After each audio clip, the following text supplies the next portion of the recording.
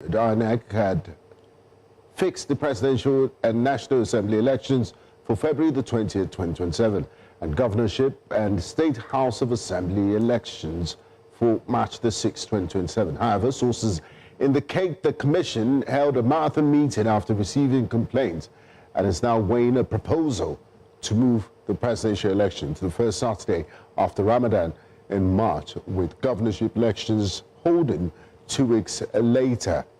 It remains unclear whether any changes would affect all the electoral activities. Now, according to the timetable, party primaries are set for May 22nd to June 20th, 2026, while submission of nomination forms for national elections will run from July 14 to July 18, 2026, and August 11th to August 25th, 2026. We also have information that publication of candidates' particulars and deadlines for withdrawal or replacement of candidates are also scheduled between August and September 2026. There is information that the dates have actually been changed. But joining us to give a clear picture is the former Director of Voter Education at INEC, Barrister Oluwole Osaze Uzi. Good morning, sir, and thank you very much for joining us.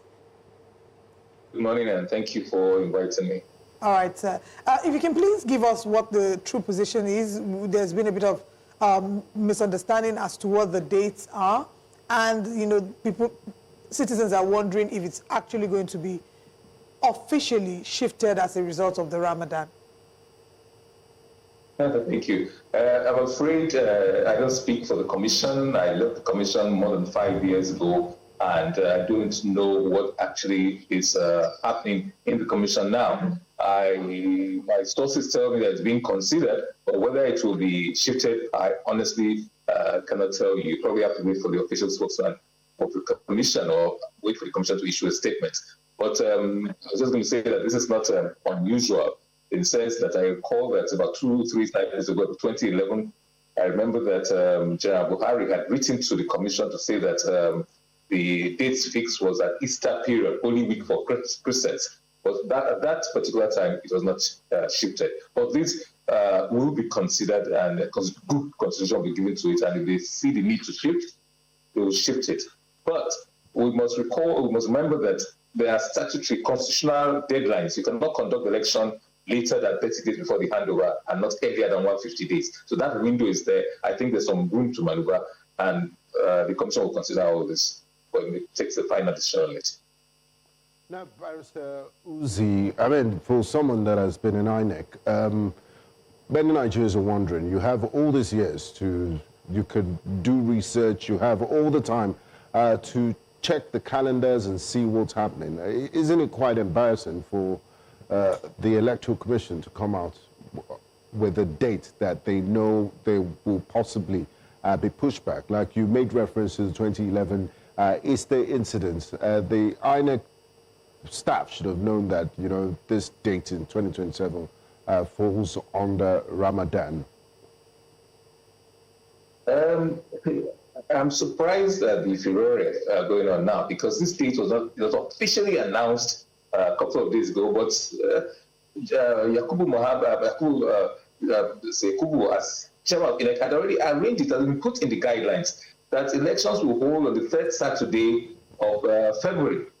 To put it in line with the American, with the Ghanaian, with other countries, have a certainty as to date so that we know about that. So that had been fixed long time before now. This is just an official stamp on what had been done, what had been put in the guidelines. And I'm afraid, when you say INEC should have, maybe so, but also stakeholders should have looked at these things when it was first announced several months ago, not this year. I don't think it was last year, more than a year ago. This was announced that INEC is putting in the guidelines that elections will hold on the 3rd for presidential and governorship on the 3rd Saturday, barring any change in the constitution and the electoral law. As long as INEC has the latitude to fix that date within the constitutional time frame, this is what it will be. And the governorship and State House of Assembly election will hold 2 weeks later. So everybody should take blame and responsibility, if you want to put it that way. Okay. We've also heard that there's a National Assembly is looking to convene an emergency session over the election dates as proposed by INEC. Can you take us through, having been a member and also worked with INEC closely, Can you share with us what this could entail, what it could lead to when the National Assembly convenes? Can you share with us what they will be looking into? As a lawyer, I tell you absolutely nothing. The power to fix dates of election is the sole preserve, the power donated to INEC by the Constitution. No authority, no person can dictate to INEC when to fix dates of election, as long as it fixes those dates within the constitutional time limits. The National Assembly can convene for what it cares, but I'm afraid that they should be guided. They can only advise the Commission, they cannot overrule the Commission. You have to amend the Constitution, and it takes more than the National Assembly to amend the Constitution in that regard. The power is donated by the Constitution. And not just National Assembly has to get 2/3 majority and then get the majority of the State House of Assembly to amend the Constitution, either to remove that power or to curtail that power or to limit the exercise of that power. It can engage, of course, with the Commission and persuade it or convince it or consult with it, but that's the best it can actually do. Or it might decide, oh, we're not going to pass your budget unless you do that, and blackmail it. But legally speaking, there's little officially that the National Assembly can actually do. So where does that leave us at the moment? I mean, you said it's in the guidelines that the elections should be held on the 3rd Saturday of February, but you've also said that it's only we can only change it through a constitutional amendment. Does that mean we'll have to go that route if we want to see a change in the date? No, let me not be mistaken. So I didn't say the date of the election, you have to go to the constitutional route. No. I say it's the power of the Commission to fix dates for election. The Constitution did not fix a date for the election. The Constitution gave a time frame, 30 days to expiration, not later than 30 days to expiration of tenure, and not earlier than 150 days. So that is the guideline. But it's the Commission and the guideline. The good thing about that is that in the guidelines can easily be amended. If the Commission needs to, they can actually amend the guidelines and say, this is all for this particular election. I'll put a proviso and say, if it falls within the holy month of Ramadan or falls within Lent, within the holy week for Christians of Easter, then this is what will happen. We'll shift it to such a time as to not to coincide with either of those festivities. But so that's what because it's the guideline, and the guideline provides more flexibility. You can amend the guideline by a simple meeting of the Commission, but the Constitution takes a longer, more difficult process. The INEC has actually taken National Assembly to court before when they tried to fix dates for elections. So it was argued and went all the way, and the court said, no, you cannot fix dates because it's donated, that power is donated to it by the Constitution. Nobody can dictate to INEC what to do regarding that at least. So how do we Nigeria is a secular state. How do we balance the fact that Nigeria is a secular state with the constitutional mandates, the constitutional provisions for how these dates should be chosen? How do we find that balance? Well, I don't think any balance, actually. I think it's clear-cut. Those are considerations the law has not imposed the INEC to consider.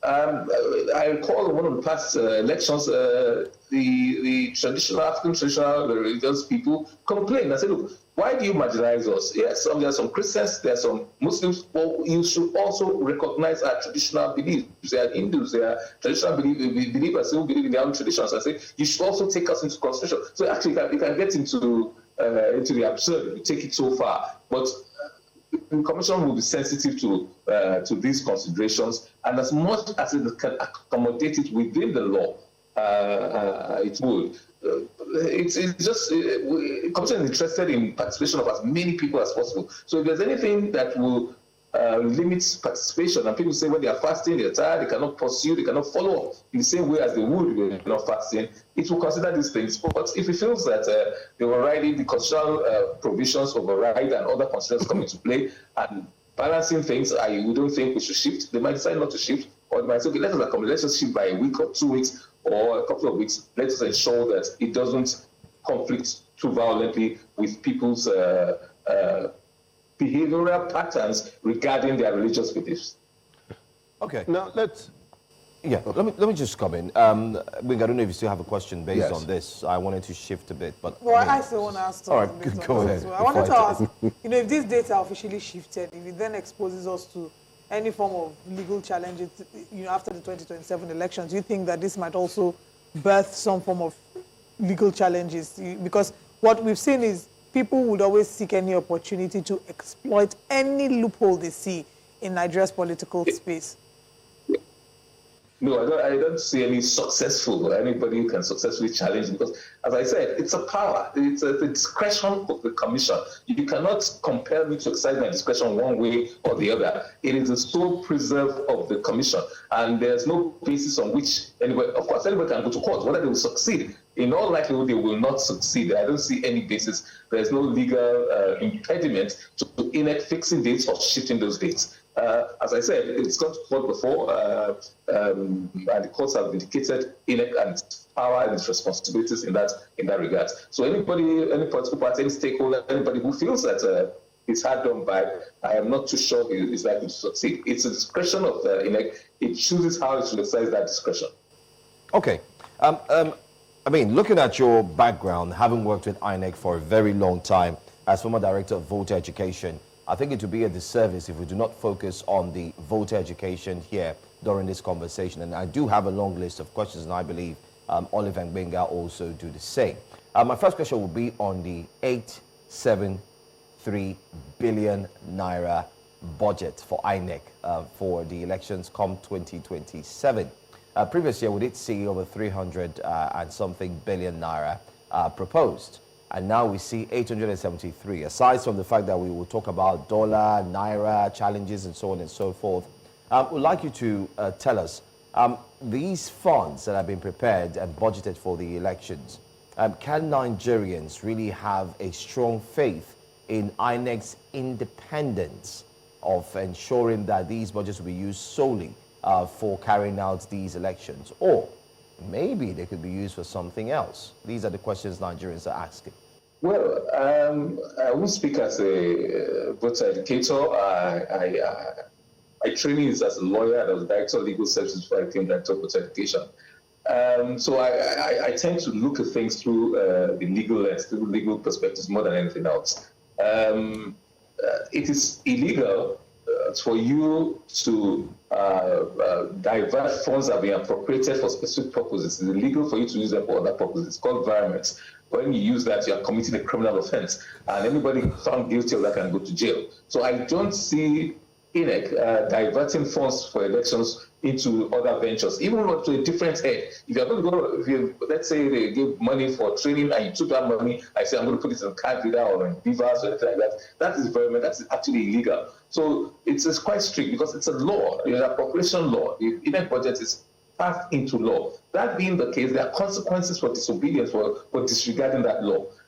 So I perish the thought. I don't think Nigerians will be too bothered about that. There are oversight responsibilities as well, both by the National Assembly, by the Auditor General's Office, Accountant General. There are lots of oversight overhang that it will be foolhardy, very foolhardy for anybody to divert funds budgeted for a specific purpose. But this is a budget. It hasn't been passed yet. But once it is passed, it becomes law. It becomes a law of the National Assembly, law of the land. And everybody, including all INEC officials, are bound to obey it. If they feel there's need to divert funds from one area of need to a higher area of need, then they have to go back to the National Assembly to get that done. So I will not lose sleep about that. I won't bother myself about that much, honestly. Now, still on the 2027 elections, like my caller said, 873 billion naira will be the most expensive elections in the history of Nigeria's democracy. And INEC, the verdict from the 2023 elections is that they overpromised and under-delivered. As a former insider, what conditions will be necessary if all this 873 billion is provided to ensure that elections are truly free, fair, and credible? I mean, if you could highlight those conditions, what conditions will make for free, credible, and fair elections?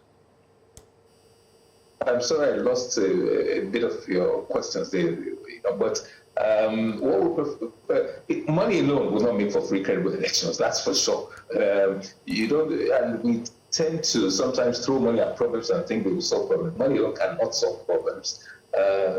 there's a funny saying that money talks, but it doesn't work, it doesn't dance. So there's a limit to which money solves problems. A lack of money can create challenges and problems, yes. But as long as, I think, basically what we should be looking at is value for money. Are we getting value for money? These funds that are budgeted for it, are they used for the purpose? And are they dispensed in such in the most efficient manner? I think that's what we look at.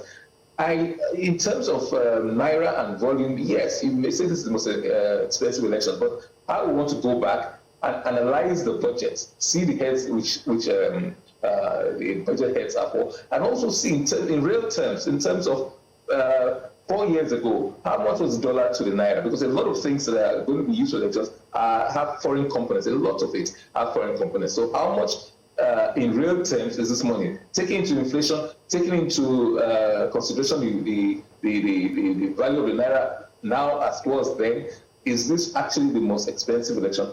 Honestly, I don't. It may be or may not be. I don't know. I've not done that analysis. So we must do that and contextualize things when we say that. In the broadcast industry, equipment that you bought for X amount 4 years ago is obviously with inflation, with the value of the Naira, it's not the same price as you do as you use them today. And it costs everything that we, even foodstuff that is grown locally. The price today is not what it was 4 years ago. In real terms, is it more expensive or is it cheaper? I really don't know. I've not done that analysis yet. Okay, there still seems to be protests that would continue at the National Assembly. We've seen young Nigerian civil societies every other day, carrying their mattresses to the front of the National Assembly, and they're protesting for a certain line to be imputed into the electoral reform. And they're saying not just transmission from BVAS to IREV, but transmission in real time is what they're asking for. Initially, there was an amendment made to say, instead of using the word transfer, they're then doing the actual transmission. But now they had the backup in case the transmission fails. Young Nigerians are saying that that's not enough. I'd like to get your thoughts on, that, because the argument from one hand is that we're not ready for that level of technological advancement, and the other argument is if we're giving millions and billions to INEC, we should be able to demand for that as well. But I'd like to get your thoughts on that. I'll try to separate two issues. You're giving billions and billions to INEC. What are you giving billions and billions to INEC for? If it's for trading, then you cannot expect them to use that for transmission. If transmission will cost X amount, then ensure that the budget is adequate for that purpose. So it's not to lump the whole budget, but break down, segregate things and see this is good value for money, this is not good value. An issue, for example, about the INEC hospital or clinic was debated. Okay, do you need that? Oh, we're not going to provide budget for that. So let us separate some of those things. I am completely in agreement with those who say there should be electric transmission. Not every country does it, but we must contextualize everything that you do. Why has there been this clamor for transmission? Because previously it was a totally manual process, and we have seen the challenges with manual transmission or transfer of results between the polling unit and the research area or ward collation center. Things happen between the ward collation and the local government collection. Things happen, and before final collation, there's a lot of human interference, and results change. So people say, no, that's not good enough. Why don't we just right from the polling unit cut out the middlemen who tend to change these things and subvert the will of the people? Let us transmit these things straight from the polling unit onto a server. There's this confusion about IREV. It's a technical thing. I don't want to really go too much into that. I confuse I'm a bit confused because IREV, as the Supreme Court has said, it's not a collation system. It goes to a portal, a dedicated portal, and then published to the world. There's a back end of it. So, but anyway, let us transmit results from the polling unit. When will we be ready? We don't have 100% coverage. Admittedly so, but we did it 4 years ago. It worked quite well for the National Assembly elections. Prior to then, for 2023, in the Edo elections in 2020, it worked very well. In the off-cycle elections, Ekiti, Ondo, Osun, it worked extremely well prior to 2023. So why the hula now? And 4 years later, 4 years down the line, I'd like to believe there's better coverage of the country in terms of network. Admittedly, some places might just be 2G, but we've up to 5G, and I think we have up to 97% coverage. These are official things from the NCC. NCC is the body charged with that responsibility. If we could do it 4 years ago, and people say it didn't work, it worked quite well for the National Assembly. These elections were held on the same day between presidential and National Assembly elections. They were held on the same day, and transmission was fairly okay. But National Assembly, everybody attests to that, it was fairly okay. I don't know about real time. Real time has a technical meaning. It has a meaning in which I think most of Nigerians use it. And I would like to take not the technical meaning, but the meaning ascribed to real time is just that you transmit once you finish collation of results. Sorry, once you finish counting of ballots, writing out the EC88 result sheet, you transmit it immediately. You finish that. I'm totally in support of that. If we do it before, we've done it quite well in off-cycle elections, even the general election, even the state house of assembly and governorship election, it worked fairly well. Why are they coming now to say this? 4 years ago, the Ninth Assembly interrogated these issues. It called INEC, it called the National Communication Commission, I think NCC, it called them, and if you go to your NCC website, I did at that time, and saw that we had good coverage. So why then are we now getting to this debate? If you wait for 100% coverage without blind spots, we may never get to transmission of results, and we may be in this quagmire that we are in, and gives opportunity for a lot of human interference. That's the challenge, and I agree with those who say there should be transmission, and it should be written into law, it should be codified. The problem that the Supreme Court said it is not a recognized, transmission to IREV is not a recognized system in the Electoral Act of 2022. That is why we're clamoring for it now. Don't give room to INEC, don't give room to judiciary to interpret it in such a way that it's a mandatory thing, because mandatory, and failure to comply with it compromises the integrity of the election and the confidence people have in that electoral process. So yes, I am in support. That's my own view. All right, Barrister Oluwole Osaze-Ozie, thank you so much for your time. A lot has been said, especially with your response to this final question, and that gives us the leeway to say we look forward to invite you once more, where we can take a look at a very pertinent topic. How does the IREV work? You did talk about the back end. There's something at the back end. So we would like to invite you once again when we have this conversation. Thank you for your time. Thank you.